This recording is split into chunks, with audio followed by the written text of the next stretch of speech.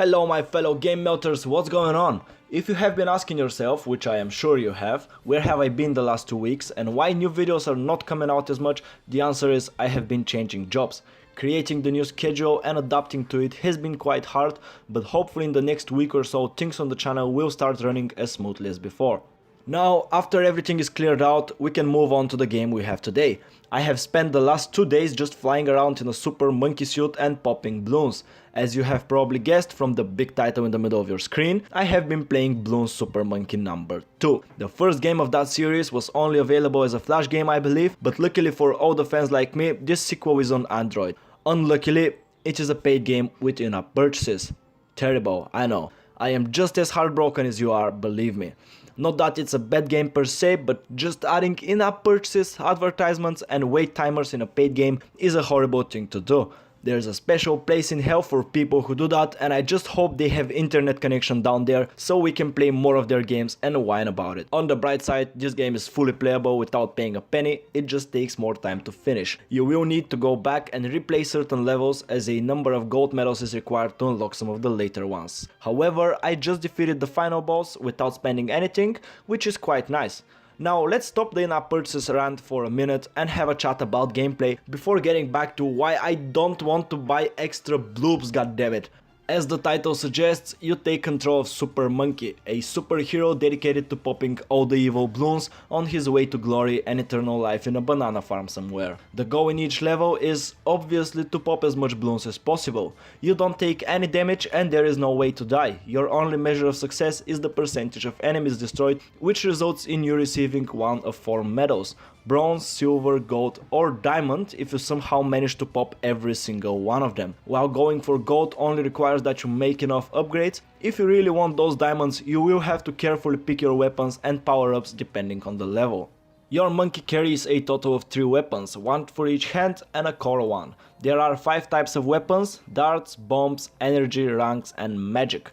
Each of those behaves in a unique way and deals different amount of damage to the various balloons types. On top of all that, when a weapon is put in the core slot, it actually behaves differently, being a more powerful version of your hand's weapons. I would strongly recommend that you play around with your different combinations before deciding to go for a specific configuration and upgrading it. In terms of weapon design and upgrades, the devs have done an amazing job. It really feels nice tuning your Super Monkey and creating a flying fortress to your liking.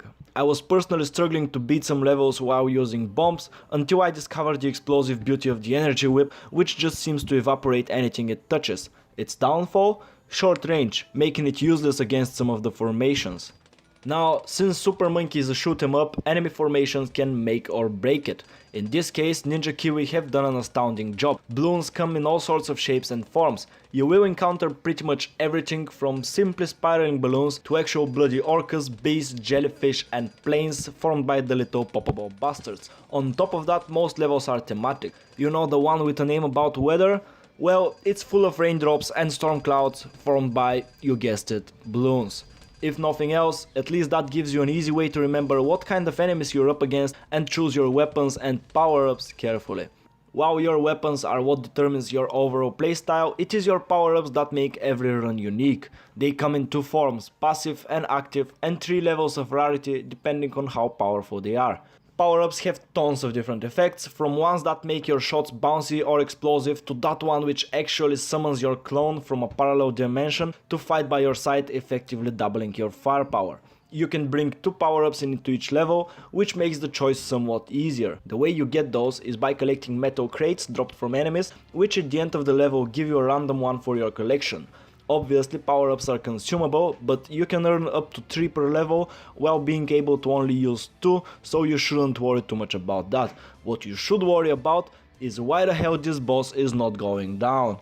There are several boss levels in the game and all of them boil down to dealing enough damage to kill the thing before running out of time. As it always turns out in those games, bosses are just constructs that hold more balloons for you to pop. Just like in the other levels, some weapons will work better than others, so choose and upgrade wisely. You can also do some in-game research, which gives your various weapons the ability to pop new types of balloons, making it easier to obtain the hundreds of medals accessible. Each level offers several medals for beating it with different weapon configurations, so if you're the completionist type, you will have plenty of work to do. Or, to put it more accurately, plenty of grinding. Luckily for you, my friend, just as the game starts to slow down and get a bit boring, you unlock a new monkey to play with.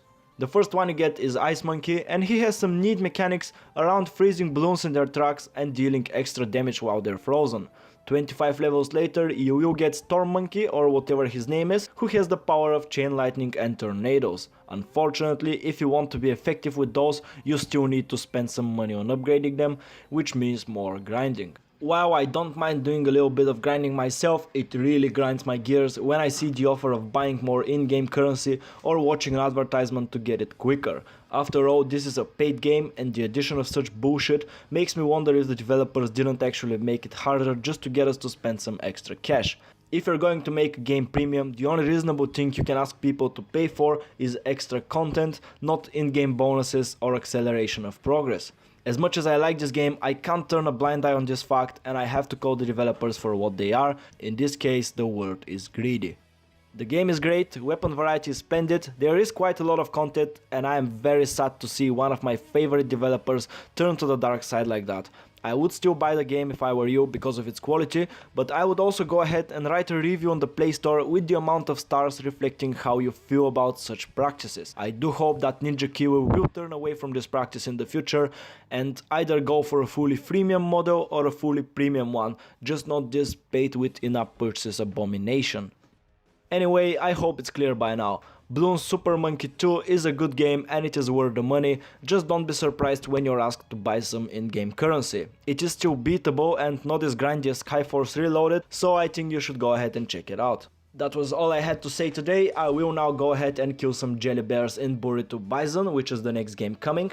If you like this video, make sure to subscribe. If you didn't, beware, the Super Monkey is coming for you. The question I have for you today is rather obvious. What do you think about paid games with in-app purchases? Can developers be trusted to not make their games artificially harder in order to make us pay more?